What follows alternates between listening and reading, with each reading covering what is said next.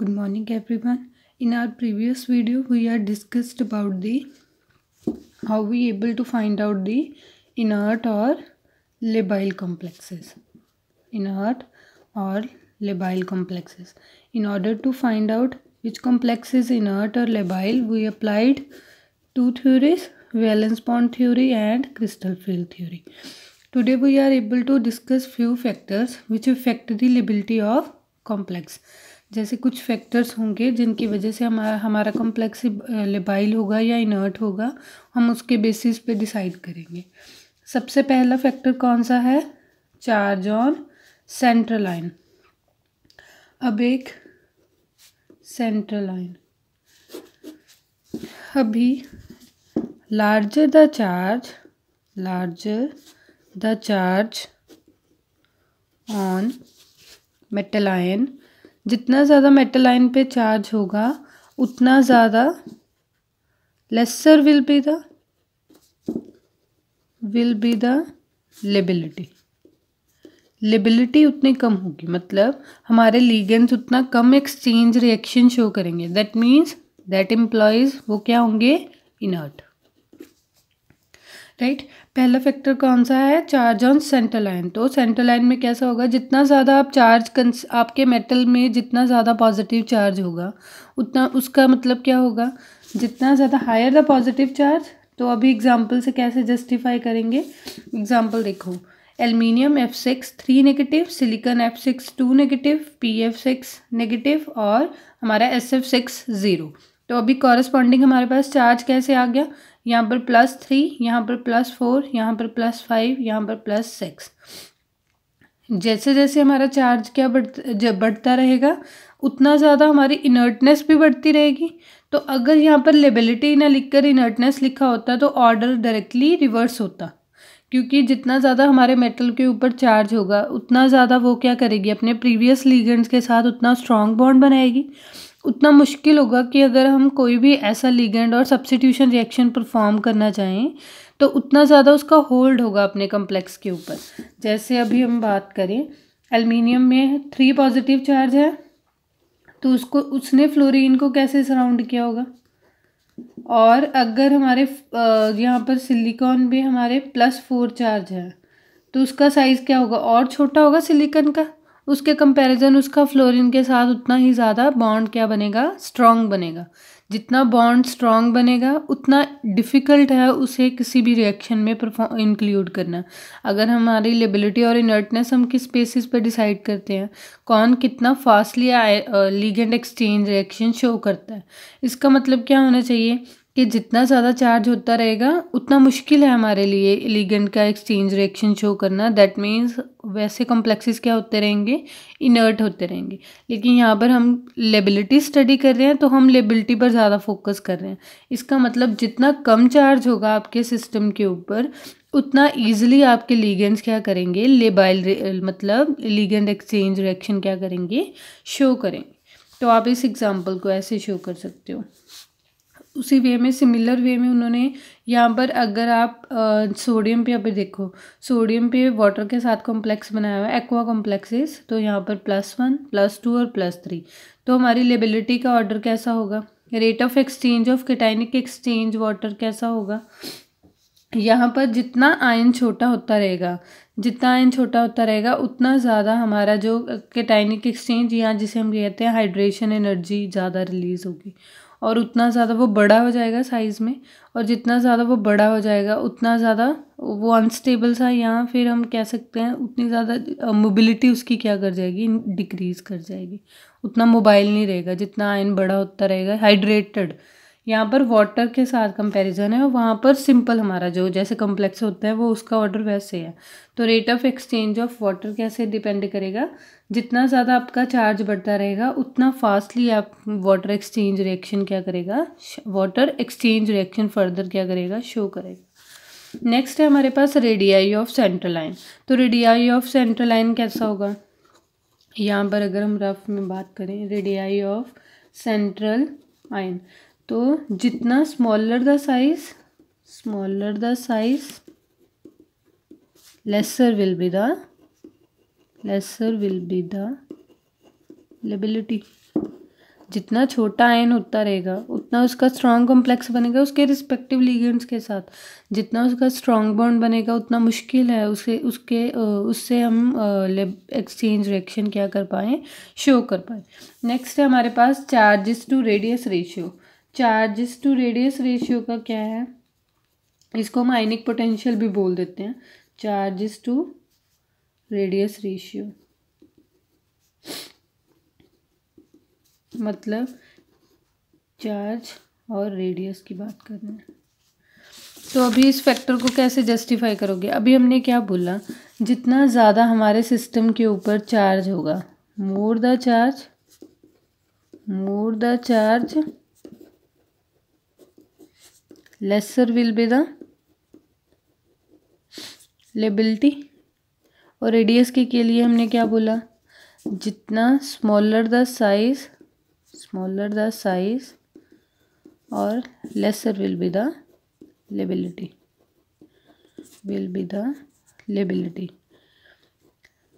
तो अगर हम क्या करना चाहते हैं, अगर हम यहाँ पर अपना फेवरेबल फैक्टर कौन सा है कि हम लेबिलिटी प्रूव कर रहे हैं कि कॉम्प्लेक्स लेबाइल होगा या नहीं, तो जितना ज़्यादा हम अभी यहाँ पर जितना ये डायरेक्टली प्रोपोर्शनल क्या होगा, laser will be the liability. अगर यहाँ पर भी laser will be the liability, और अगर हम यहाँ पर लेबिलिटी ज़्यादा करना चाहते हैं तो हम दोनों फैक्टर्स को बढ़ा देंगे। यहाँ पर लार्जर द साइज कर देंगे और मोर विल बी लेबिलिटी, यहाँ पर स्मॉलर मोर द चार्ज, यहाँ पर लेसर द चार्ज कर देंगे, मोर विल बी द लेबिलिटी। तो आप कैसे प्रूव करोगे, जितना हमारा चार्जेस टू रेडियस रेशियो कम होता जाएगा उतना ज़्यादा हमारा पर्टिकुलर कॉम्प्लेक्स क्या होता रहेगा, लेबाइल होता रहेगा। तो यहाँ पर उसने खुद के पॉइंट को प्रूव करने के लिए चार्ज को सेपरेट कर दिया है और रेडियस को सेपरेट कर दिया है। अब तो सिर्फ रेशियो ही लेनी है। तो हमारे लिए फेवरेबल फैक्टर कौन सा है, लेबिलिटी। हम ज़्यादा से ज़्यादा लेबाइल एक्सचेंज रिएक्शन शो करना चाहते हैं तो हमारे लिए फेवरेबल फैक्टर क्या है, आर को जितना आप बड़ा करते रहोगे उतना ज़्यादा हमारा जो डिनोमिनेटर अगर बड़ा होता रहेगा तो हमारा ओवरऑल आंसर क्या रहेगा, छोटा रहेगा। इसका मतलब हमारा आयनिक पोटेंशियल जितना कम होगा उतना ज़्यादा हमारे कॉम्प्लेक्सेस क्या होंगे, लेबाइल होंगे। तो इसने क्या है, जैसे आपको लेबिलिटी के लिए शो कर रहा है तो कभी ये इनर्टनेस के लिए शो करता है, कभी ये लेबिलिटी के लिए शो करता है। आप एक ऑर्डर सिलेक्ट कर लो, उसके हिसाब से आप अपना कॉन्सेप्ट एक्सप्लेन कर सकते हो। नेक्स्ट है हमारे पास ज्योमेट्री ऑफ द कॉम्प्लेक्स। तो ज्योमेट्री का क्या रोल रहेगा, अभी देखो ज्योमेट्री में क्या है, ज्योमेट्री ऑफ द कॉम्प्लेक्स। अभी एक सिचुएशन ऐसी है, एक में हमारे पास लिगेंड्स के ऑलरेडी 4 मतलब मेटल के साथ सिर्फ 4 लिगेंड्स लगे हुए हैं। एक में हमारी मेटल के साथ कितने लिगेंड्स अटैच हैं, 6। तो अभी आप लेबिलिटी कैसे बोलोगे कि जितना हमारे मेटल के पास ओरिजिनल स्पेस ज़्यादा होगा उतना ज़्यादा वो क्या करेगी, एक्सचेंज रिएक्शन ईजिली शो कर देगी क्योंकि उसके पास वेकेंट स्पेस है। जितना वेकेंट स्पेस ज़्यादा होगा उतना उसके लिए टारगेट इजी है कि वो एक्सचेंज रिएक्शन क्या कर पाए, शो कर पाए। और इसका मतलब टेट्राहेड्रल ज्योमेट्री या स्क्वायर प्लेनर ज्योमेट्री के जो लिगेंड्स होंगे वो ज़्यादा क्या होंगे, लेबाइल नेचर के होंगे एज़ कम्पेयर टू हमारे पास जो ऑक्टाहेड्रल केस के लिगेंड्स होंगे। क्योंकि ऑक्टाहेड्रल में हमें पता है कोऑर्डिनेशन नंबर अगर SN2 पाथवे फॉलो हुआ तो कोऑर्डिनेशन नंबर बढ़ जाएगा 7। तो अगर हम ऐसा इंटरमीडिएट फॉर्म करेंगे जिसमें कोऑर्डिनेशन नंबर 7 बनने का मतलब क्या है, लिगेंड अटैच हुआ आउटसाइड से एक्सचेंज रिएक्शन शो करने के लिए, एक बार अटैच होगा तो 7 कोऑर्डिनेशन नंबर होगा और हमारे पास स्टीरिक हिंड्रेंस का फैक्टर क्या होता है, बढ़ जाता है। लेकिन यहाँ पर अगर लिगेंड अटैच होगा तो अगर अटैच भी हुआ तो कोऑर्डिनेशन नंबर 5 होगा, तब भी हमारे पास स्पेसेस क्या है, वेकेंट हैं उसको अकोमोडेट करने के लिए। तो यहाँ पर स्टीरिक हिंड्रेंस इतना नहीं बढ़ेगा जितना यहाँ पर बढ़ेगा।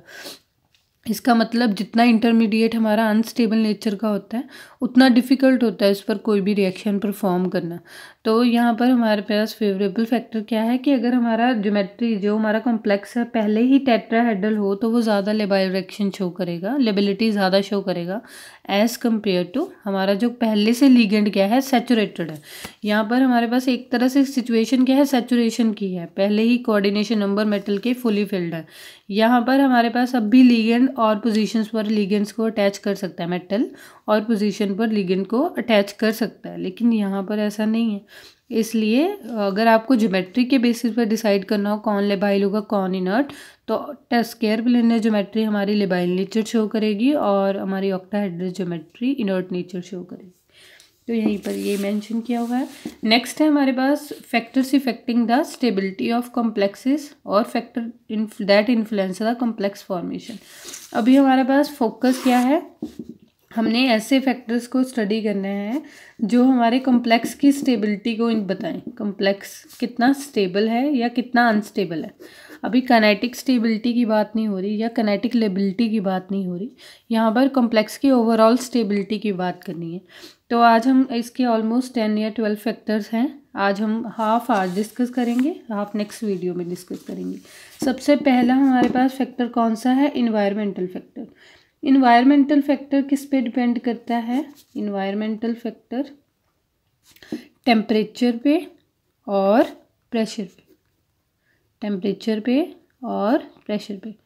तो अभी यहाँ पर देखो टेम्परेचर का तो हमने स्टडी किया हुआ है, every 10 degree rise in temperature, 10 degree rise in temperature almost double the reaction, almost double the rate of reaction. जितना ज़्यादा आप टेम्परेचर प्रोवाइड करते रहोगे आपका रेट ऑफ रिएक्शन उतना क्या होता रहेगा, फास्ट होता रहेगा। इसका मतलब रिएक्टेंट टू प्रोडक्ट, अगर आप रिएक्टेंट टू प्रोडक्ट चल रहे हो और 10 डिग्री सेल्सियस आपने पहले जैसे हमारे पास 300 डिग्री सेल्सियस पे वो रिएक्शन हो रहा था, अभी आपने 310 कर दिया, तो इसका मतलब ज़्यादा से ज़्यादा क्या करेंगे, प्रोडक्ट फॉर्म करेंगे। जितना ज़्यादा प्रोडक्ट फॉर्म करेगा उतना ज़्यादा हमारे पास क्या होगा, हमारी जो कॉम्प्लेक्स की स्टेबिलिटी क्या होती रहेगी, इंक्रीज होती रहेगी, क्योंकि प्रोडक्ट की तरफ रिएक्शन मूव कर रही है या हम अपने डिज़ायर्ड प्रोडक्ट्स को रीच करते रहेंगे। तो यहाँ पर हमारे पास नेक्स्ट क्या है, नेक्स्ट फैक्टर क्या है, प्रेशर का। प्रेशर का आप डिसाइड करोगे on the basis of Lee Chatelier. Lee Chatelier ने क्या बोला था कि जितना ज़्यादा आप प्रेशर अप्लाई करोगे, मोर विल प्रेशर अप्लाइड, जितना प्रेशर अप्लाई करते रहोगे रिएक्शन उस डायरेक्शन की तरफ मूव करेगी जहाँ पर laser number of gaseous moles हो, गैसियस मोल्स हो। तो प्रेशर का तो आप सिंपल सा कंसेप्ट ही याद रखोगे। और टेम्परेचर क्या क्या है कि हमारे हर 10 डिग्री राइज करने पर टेम्परेचर को हमारा रेट ऑफ रिएक्शन क्या हो जाता है, ऑलमोस्ट डबल हो जाता है। और प्रेशर को आप कैसे एक्सप्लेन करोगे, ली चैटलियर ने क्या बोला था कि जितना ज़्यादा प्रेशर अप्लाई करते रहोगे तो रिएक्शन उस तरफ मूव कर जाएगी जिस तरफ हमारे नंबर ऑफ गैसेस मोल्स क्या होंगे, कम होंगे, क्योंकि गैस की वजह से ही हमारे सिस्टम के अंदर प्रेशर क्रिएट होता है। और अगर हम खुद से ही सिस्टम में प्रेशर क्रिएट कर रहे हैं तो रिएक्शन किसकी तरफ जाएगी ज़्यादा, in order to gain the stability, वो किसकी तरफ जाएगी, उन प्रोडक्ट्स की तरफ जाएगी जहाँ पर हमारे पास गैसियस मोल्स क्या हो, नंबर ऑफ गैसियस प्रोडक्ट्स क्या हो, कम हो। तो हमारे पास ये कुछ एग्जांपल्स हैं। सबसे पहले जैसे हमारे पास cobalt hexamine chloride 178 to 180 degree Celsius, जितना टेम्परेचर राइज करते रहोगे उतना ज़्यादा हमारा जो अमोनिया क्या होता है, अमोनिया गैसेस की फॉर्म में होता है, अमोनिया रिलीज होती रहेगी। और जैसे सिंपल सी यहाँ डाइथिलीन डायमीन, उतना ज़्यादा हमें टेम्परेचर क्या करना पड़ेगा, अप्लाई करना पड़ेगा। इसको आप ऐसे भी समझ सकते हो, किसी भी रिएक्शन को डिसोसिएट करने के लिए अगर हमें ज़्यादा टेम्परेचर प्रोवाइड करना पड़ रहा है, किसी भी रिएक्शन को डिसोसिएट करने के लिए हमें ज़्यादा टेम्परेचर अप्लाई करना पड़ रहा है, दैट मीन्स उसका स्टेबिलिटी क्या है, ऑलरेडी क्या है, ज़्यादा है। क्योंकि अगर आप जैसे हमारे पास कार्बन कार्बन ट्रिपल बॉन्ड है ना, और कार्बन कार्बन सिंगल बॉन्ड है, तो आपको कार्बन कार्बन सिंगल बॉन्ड को ब्रेक करने के लिए कम एनर्जी देना पड़ेगा। लेकिन अगर आप ट्रिपल बॉन्ड को ब्रेक करोगे तो आपको ज़्यादा एनर्जी देना पड़ेगा। इसका मतलब हमारा ट्रिपल बॉन्ड का जो जितना ज़्यादा कार्बन में हमारे पास अनसैचुरेशन आती रहेगी, यहाँ जितना ज़्यादा मल्टीपल बॉन्ड करेक्टर होगा उतना ज़्यादा कार्बन का कॉम्प्लेक्स क्या है, स्टेबल था। तो सिमिलर वे में आप दोनों तरीके से बोल सकते हो कि अगर आप चाहते हो कि आपका प्रोडक्ट ज़्यादा से ज़्यादा बने तो आप रिएक्शन में 10 डिग्री राइज करते रहोगे तो रिएक्शन ऑलमोस्ट डबल प्रोडक्ट देगा। तो प्रेशर को भी ऐसे आप इसे ऐसे भी समझ सकते हो। टेम्परेचर अगर हमें किसी सिस्टम को ज़्यादा टेम्परेचर प्रोवाइड करना पड़ रहा है, जैसे यहाँ पर 210 प्रोवाइड किया, तब जाके हमारा इथिलीन डायमीन सिस्टम को लीव कर रहा है, इथिलीन डायमीन क्या चीज़ है? चिलेटिंग लिगेंड है। इसका मतलब चिलेटिंग लिगेंड की स्टेबिलिटी क्या है? ज़्यादा है as compare to monodentate ligand. तो आप इस कंसेप्ट को ऐसे भी मतलब दो तरीके से अपना जो कंसेप्ट रख सकते हो। एक तो अगर आप प्रोडक्ट को बढ़ाना चाहते हो तो ऐसे बोल सकते हो, और अगर सेकेंड वे क्या है, अगर आपको किसी रिएक्शन को मूव करने के लिए ज़्यादा टेम्परेचर प्रोवाइड करना पड़ रहा है, दैट मीन्स ऑटोमेटिकली उस प्रोडक्ट रिएक्टेंट का स्टेबिलिटी क्या है? ज़्यादा है। तो इससे ये पॉइंट जस्टिफाई हो जाएगा।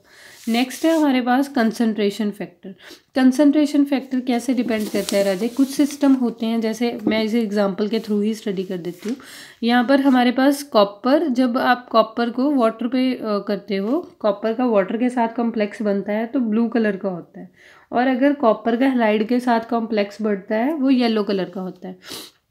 तो अभी आप जितना ज़्यादा उस पर वाटर ऐड करते रहोगे, आपका जो कॉपर कॉम्प्लेक्स है उतना ब्लू होता रहेगा। तो इससे आपको इंडिकेशन मिल जाएगी कि हमारे सिस्टम के अंदर वाटर का कंसंट्रेशन क्या है? क्लोराइड से ज़्यादा है। क्योंकि अगर आप सॉल्ट को वाटर में डिज़ोल्व करोगे, जितना वाटर का क्वांटिटी ज़्यादा होगा उतना हमें ब्लू कलर का कॉम्प्लेक्स मिलेगा। लेकिन अगर आप डिज़ायर्ड करना, आप सोचते हो कि आपको हैलाइड ही चाहिए, तो आपको ज़्यादा से ज़्यादा क्या करना पड़ेगा? क्लोराइड को ऐड करना पड़ेगा in order to get the yellow colour in the solution. तो अगर आपको कॉम्प्लेक्स का कलर क्या चाहिए? येलो चाहिए, तो आपको ज़्यादा से ज़्यादा क्या करना पड़ेगा? उसमें क्लोराइड की एडिशन करनी पड़ेगी। इसका मतलब कई रिएक्शंस में आप जितना ज़्यादा कंसंट्रेशन ऐड करोगे पर्टिकुलर रिएक्टेंट में, जैसे क्लोराइड का कंसंट्रेशन इंक्रीज करते रहोगे, उतना ज़्यादा हमारे पास क्लोराइड के कॉम्प्लेक्स की स्टेबिलिटी क्या होती रहेगी? बढ़ती रहेगी, और उतना ज़्यादा हमारे पास कॉम्प्लेक्स क्या होता रहेगा? येलो कलर का होता रहेगा। अभी नेक्स्ट क्या है? जैसे हमने फिर से थायोसाइनाइड का कॉम्प्लेक्स भी येलो कलर का होता है, और वाटर के साथ कोबाल्ट का कॉम्प्लेक्स क्या होता है?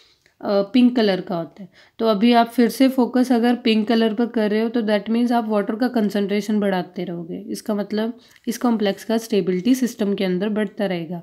लेकिन अगर आप चाहते हो कि थायोसाइनाइड के साथ कॉम्प्लेक्स हमारा स्टेबल बने, तो आप क्या करते रहोगे? थायोसाइनाइड को ऐड करते रहोगे, so in order to get the yellow product.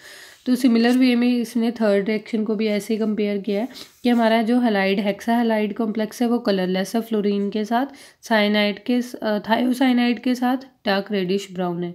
तो अगर आपकी सिस्टम क्या है, जब भी आप दोनों में इक्विलिब्रियम एस्टेब्लिश होगा, अभी आप क्या करोगे? लीच एटलियर प्रिंसिपल क्या करता है कि आप जैसे ही कंसंट्रेशन ऐड करोगे, ज़्यादा से ज़्यादा आपको प्रोडक्ट मिलने शुरू हो जाएंगे। रिएक्शन फॉरवर्ड जाएगा या बैकवर्ड जाएगा, वो इस बेस पे डिपेंड करता है कि आप किसका कंसंट्रेशन ऐड कर रहे हो सिस्टम के अंदर।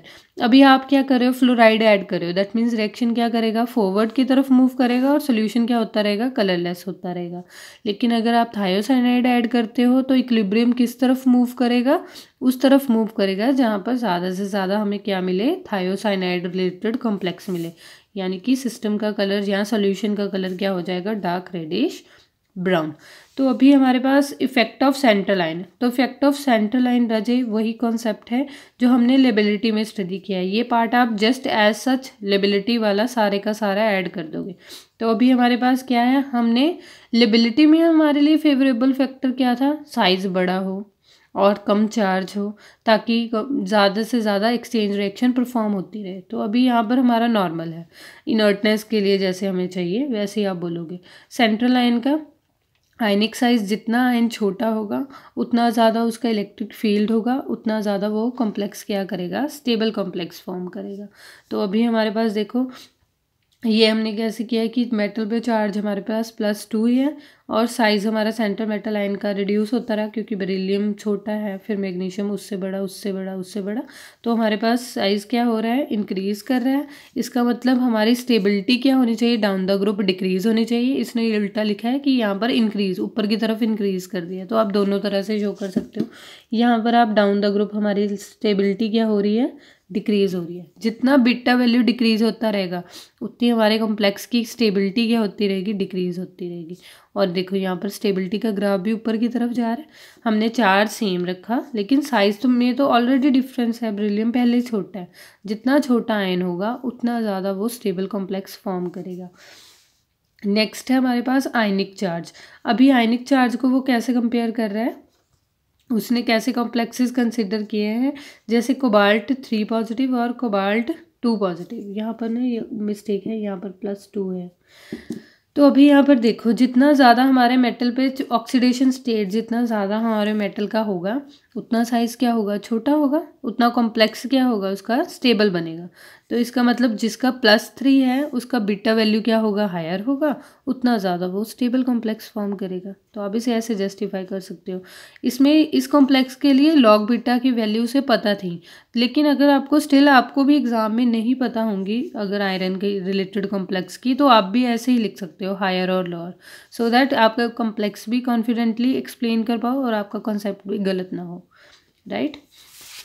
नेक्स्ट है हमारे पास आयनिक पोटेंशियल। तो आयनिक पोटेंशियल के लिए भी देखो, यहाँ पर चार्जेस टू रेडियस रेशियो लेना था। एक बार उसने क्या किया, चार्ज फिक्स कर लिया। अभी यहाँ पर सिस्टम पे चार्ज देखो +2 ही है, तो आपने सारे सिस्टम का डिपेंड किस पे कर रहा है, रेडियाई पे कर रहा है। तो हमारा रेडियाई क्या होगा, कॉपर का रेडियाई 0.69, निकल का 0.78, इसका 0.82, इसका 0.83 और इसका रेडियस वैल्यू अगर आप याद कर सकते हो अपने कॉन्सेप्ट को स्ट्रॉन्ग करने के लिए, तो एक एग्जाम्पल को आप लर्न कर लेना, उसके बाद आप उसे एक्सप्लेन कर सकते हो। अभी जितना जिसका आयनिक रेडियाई बढ़ता रहेगा उतना ज़्यादा हमारा फाई वैल्यू रिड्यूस होता रहेगा, उतना हमारे कॉम्प्लेक्स की स्टेबिलिटी क्या होती रहेगी, रिड्यूस होती रहेगी। और अगर अभी यहाँ पर सिस्टम में देखो, जो सेकंड एग्जांपल्स हैं शायद ये वाली, यहाँ पर भी देखो, यहाँ पर अब की बार उसने रेडियाई सेम रखे हैं, इनके कांस्टेंट आयनिक रेडियाई हैं सिस्टम में, लेकिन इन पर चार्ज का फ़र्क है। तो हमारे लिए फेवरेबल फैक्टर है, क्योंकि चार्ज ऊपर है ना, जितना हमारा higher the charge more will be the stability of the complex. Next हमारे पास है CFT के अकॉर्डिंग, इरविंग विलियम ऑर्डर के अकॉर्डिंग हमारे पास क्या होना चाहिए था,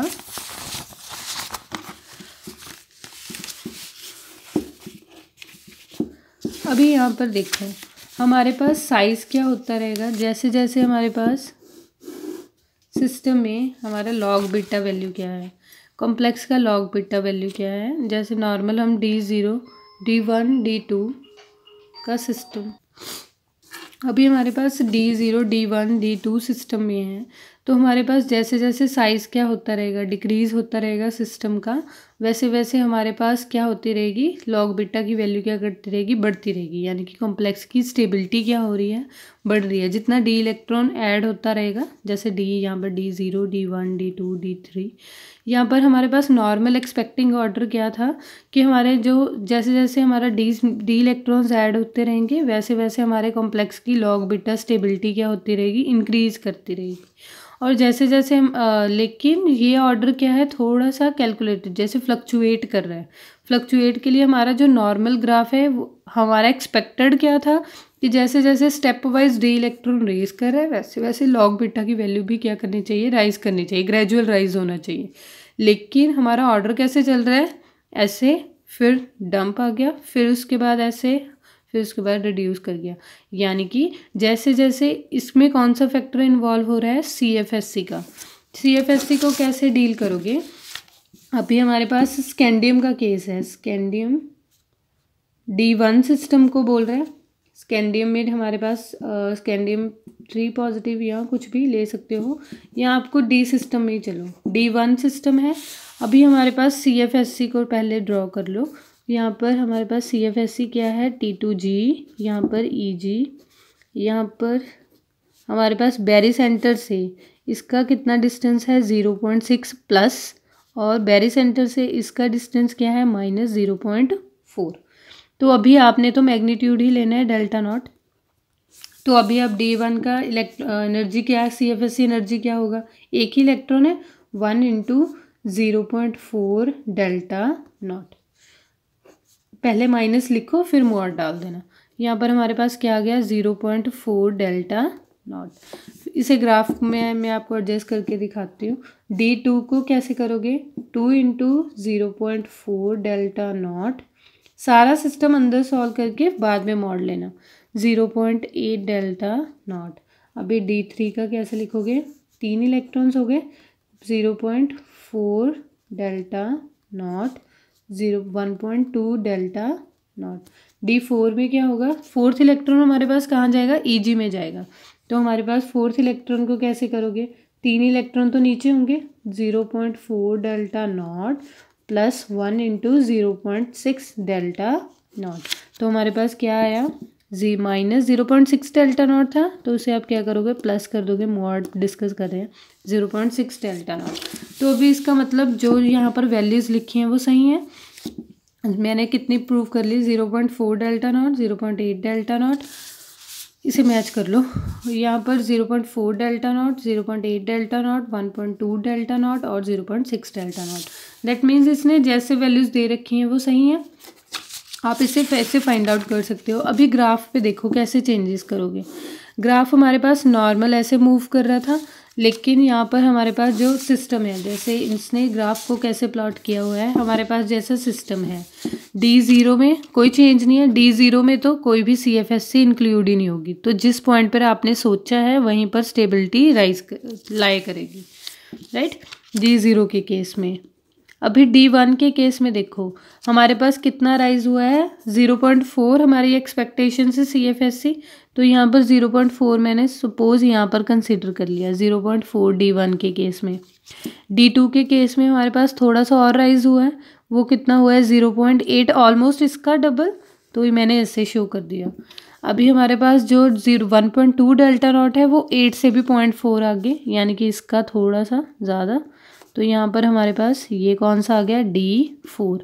तो अभी हमारे पास जो D4 था, D3 था, अभी यहाँ पर हमारे पास D4 का क्या हुआ है, D4 का वैल्यू क्या हो रहा है, रिड्यूस हो रहा है। कितना हो रहा है, यहाँ पर 0.8 था हमारा, 0.6, इससे ऑलमोस्ट थोड़ा सा 2 पॉइंट नीचे या इन दोनों के बीच, राइट।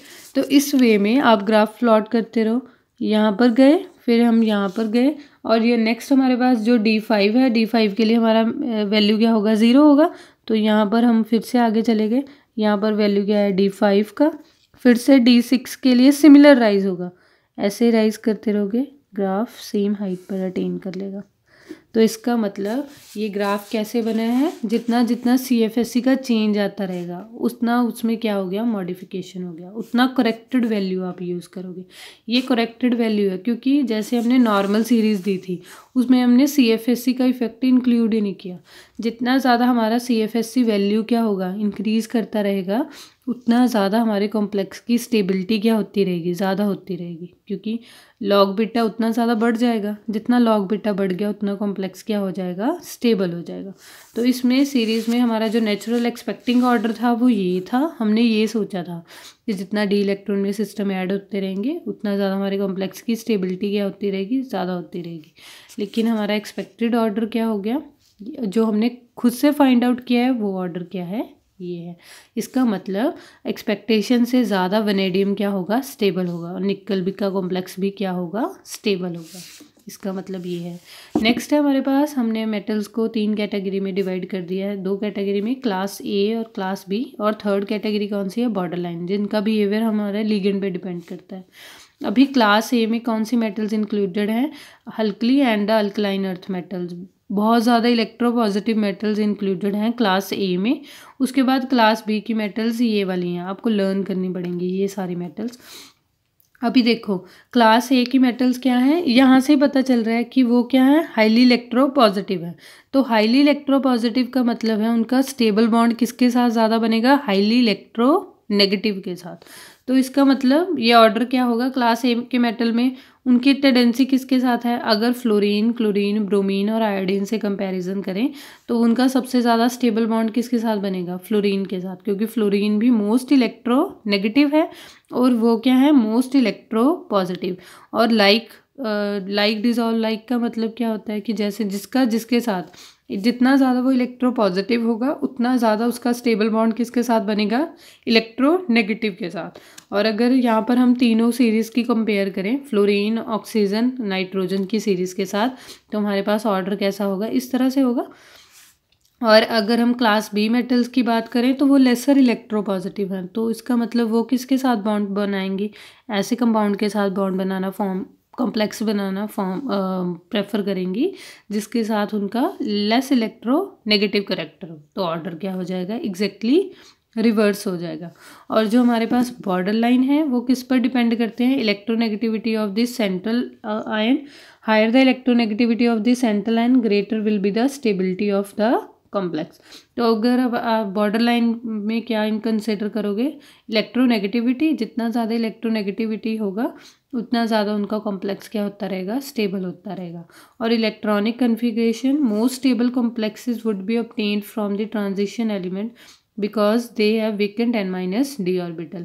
और अगर बॉर्डर लाइन पर दूसरी कन्फिग्रेशन कौन सी अप्लाई करोगे, इलेक्ट्रॉनिक कन्फिग्रेशन, जितना ज़्यादा उसके पास d वेकेंट ऑर्बिटल्स होंगे। डी सिस्टम में ट्रांजिशन मेटल्स क्या हैं, अगर यहाँ पर बॉर्डर लाइन में कुछ एलिमेंट्स ट्रांजिशन एलिमेंट्स हैं मोस्टली, तो यहाँ पर उतना ज़्यादा हमारा कॉम्प्लेक्स क्या होता रहेगा, स्टेबल होता रहेगा, जितने ज़्यादा हमारे पास वेकेंट n-1d ऑर्बिटल है, in order to for the accommodation of ligands, क्योंकि लिगेंड को अकोमोडेट करने के लिए। नेक्स्ट हमारे पास है, इसके बाद जो हमारे फैक्टर्स हैं, I will discuss these factors in the next video. Thank you so much.